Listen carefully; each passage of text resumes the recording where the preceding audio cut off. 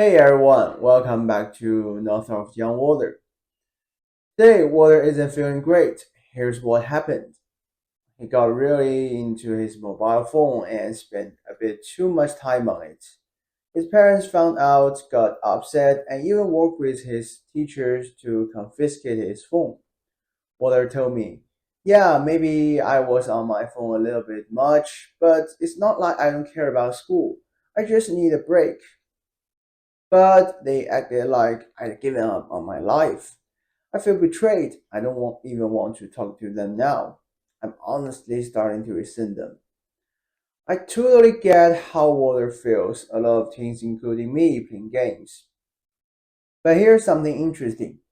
Even Tim Cook, the CEO of Apple, once said he wouldn't let his own kids use an iPhone or iPad without limits. Think about that. The head of one of the world's biggest tech companies believes in digital discipline. Same goes for people like Bill Gates and Steve Jobs. They all limited screen time for their kids, not because tech is bad, but because they knew it's a tool, not a replacement for real emotional connection. A 2022 survey from the Pew Research Center found that about 46% of American teens said they are almost always online.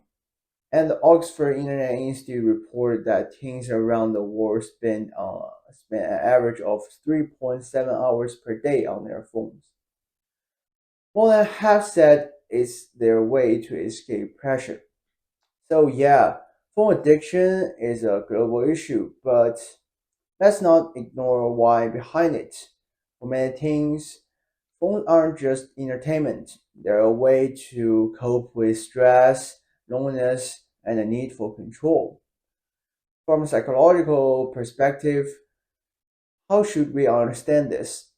Clinical psychologist Shiri Turkey, in her book Reclaiming Conversation, says the digital devices are making teens lose touch with real self reflection. The more we rely on our phones, the more we confuse distraction with emotional relief. So, what's the solution? Turco suggests that helping teens like Water find a way outside of game to rebuild a sense of value and connection. Here are a few questions you can ask yourself. What's one thing I've done in real life that made me feel proud? Not in game, but for real. Was there a time I worked hard at something, even if no one prized me, but I felt great about it? If I didn't have my phone today, what could I do still make life more meaningful? Water had answers to all of this, and if you are struggling with phone addiction too, maybe it's time to ask yourself the same. You might rediscover parts of yourself you have forgotten. The second thing is rebuilding positive connection. Often parents say the gaming, but not the reason why you are playing. One idea, write them a letter, something like, can we talk about how to deal with pressure? You don't have to apologize or ask for forgiveness, just open a conversation. Help them see you again, not just like your screen time. Sure, Warner's parents had the phone taken away by a teacher, but here's the thing, there might be a better way than just cutting off Wi-Fi or grabbing the phone. What a teen feels comfort might look like distraction to a parent. When parents say, I'm doing this for your own good, kids might hear, I don't trust you.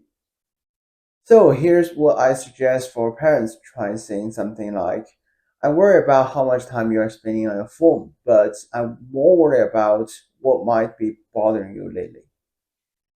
I know your phone has things you love. Can we find something in real life that makes you just as happy? Let's figure out a way to manage screen time together without taking it away completely. I've even seen parents write heartfelt letters to their kids, no blame, just understanding, and the kids actually open it up more. Control isn't the only way, empathy is a real game changer. Besides reclaiming conversation, I also recommend Jamie Chronicles' Reality is Broken one line really stuck with me. Games aren't making you weak. They are powerful because they give you what reality often doesn't.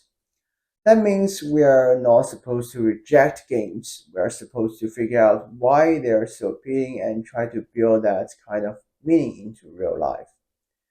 That's something both teens and parents can explore together. That process itself is a beautiful way to reconnect. So to water and to anyone out there who's struggling with this, your life is so much more than what on your screen. You deserve to express yourself, to be confused, to fail, to and try again. Even if people misunderstand you, even if your phone isn't gone for now, you can still stand with your real self. I'm Sky, and this is No Source and Water. If you ever feel upset because of games, parents, or grades, feel free to share a story with me in the comments. Subscribe, like, and share so more teens out there can hear that they are not alone. See you the next time.